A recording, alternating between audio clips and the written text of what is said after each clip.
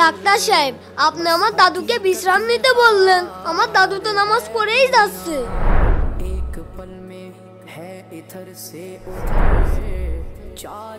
রোগীর রিপোর্ট কি আসলো? স্যার, রোগীর তো মাথার আঘাত লাগার সাথে সাথে ক্যান্সারেরও সমস্যা আছে। ডাক্তার সাহেব, আমার দাদুর ক্যান্সার হয়েছে।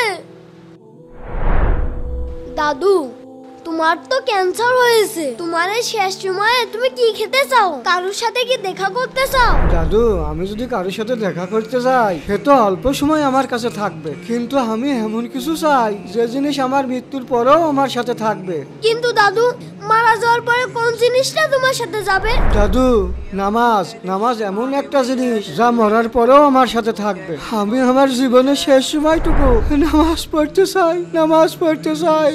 আল্লাহু আকবার। দাদু, আল্লাহ তাআলা আমাদেরকে 5 ওয়াক্ত নামাজ পড়ার তৌফিক দান করুন। কমেন্টে সকলে আমিন লিখবেন।